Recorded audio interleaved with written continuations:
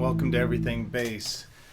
So, I'm going to do an intro to a new series, and it's a lot different than what I've done in the past because a little history.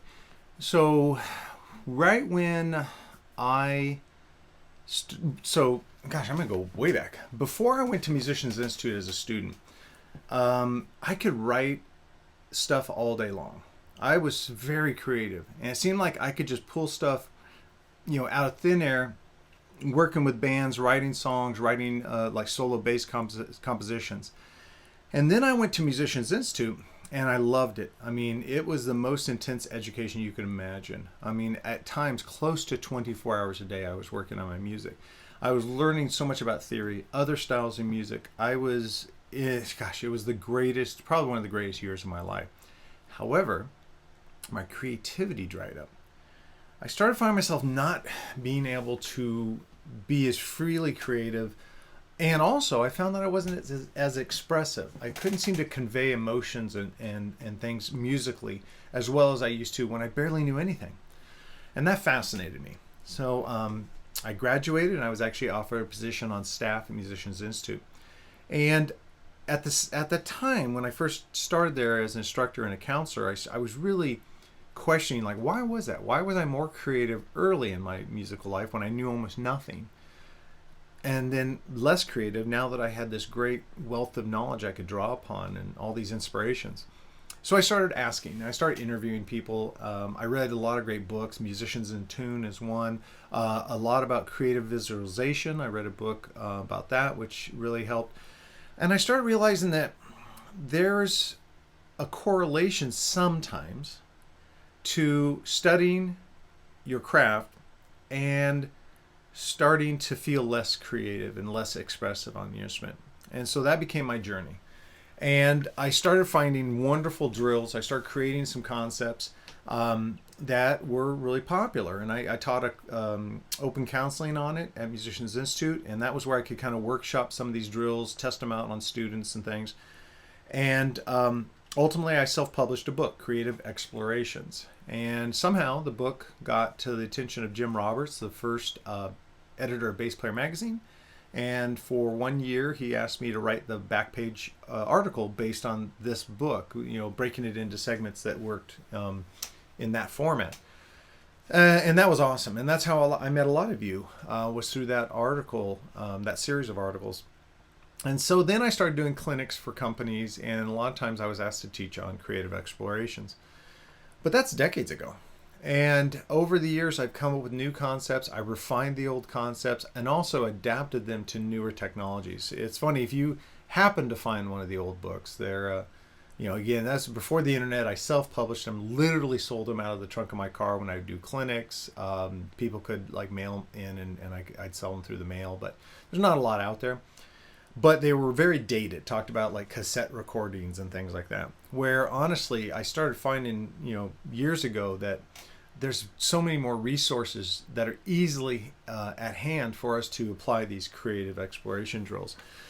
But I renamed this the Unlimited Musician because I started realizing that it wasn't just creativity I was helping players and myself develop, it was expression, how to express. Remember, music is a form of communication.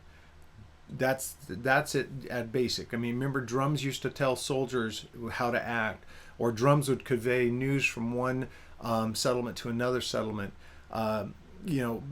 We throughout different cultures, you kind of historically remembered important events, battles, people that are important to that culture, by song and by lyrics and by music and things like that. It was really a way to archive this wonderful history and pass it on down.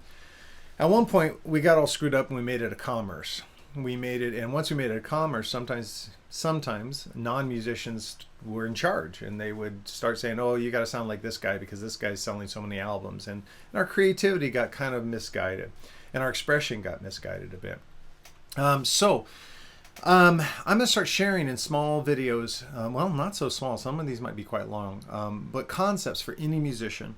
Now, it should be said that over the years I've been asked to help artists, actors, and even choreographers with their creativity. When they feel like they've hit a wall, a lot of these concepts will cross over. So if you're joining me and you're not a musician, even though the title is Unlimited Musician, I just want you to know that you probably, if you're an architect and you just hit a wall, look at these concepts, tweak them to fit your area of expertise, and I'm guessing, I bet that they will help you. The overlying concept that I realized, so when I was a student at Musicians Institute, I went to the one-year certificate program. That was the only program really available at that time. And I was taking in, I was learning. What I wasn't doing was creating. And so the basic first rule of thumb about developing your creativity is that I believe it's like a muscle. If we don't exercise it, it becomes weak. So that year that I was focusing, rightfully so, on my studies, and I was learning ear training, music theory, all these different styles of music, music business, all these things were coming at me. What I wasn't doing was writing. I wasn't creating. So certain muscles in my musicality got super strong, and of course creativity took a back seat and got weaker. So if you're in a frustrated spot, you're not writing as well as you used to, you feel like all your solos sound the same, all the chord progressions you come up are sounding the same, realize that maybe you just need to exercise your creativity. And that means pushing yourself beyond what's comfortable. Musicians and artists and of all kinds, we're always at risk of plagiarizing ourselves. Having some success, creating something really nice, and then just being magnetically drawn to doing something like that. So some of the drills I'm going to have you do are pushing you outside of that. And it's going to be uncomfortable, but stick with it. Share concepts in the and your results of the experiments in the comment section below. Let's make it kind of a crowdsourced, because musicians, it's wonderful. Whenever I've had a chance to talk about these concepts with musicians or artists, like I said, choreographers, I love it because I get inspired. I find new ways to tweak things from what they say. So it's really a group collective that we can kind of share ideas, and every once in a while I'll put a question of the day out there about creativity that I want you to respond in the comments below. All right, so that's kind of my big rambling intro. Now I should put it into the story. So once I started working on this research, writing the book, writing the columns, teaching the class, teaching clinics all around the U.S., my creativity, because I was showing these techniques, I was changing my focus, I was changing my thought processes, it just blossomed. And I just feel like over the years, I've just maintained it, just being able to maintain this creativity. I've had way fewer plateaus creatively, having kind of a wall ahead of me has disappeared. Usually I can try one of these techniques and break through to some new ideas. And that's what has really made me unlimited. Real quickly, I want to talk about the expression part of it. One of the worst things that can happen to someone studying music is that they can become very clinical in their playing.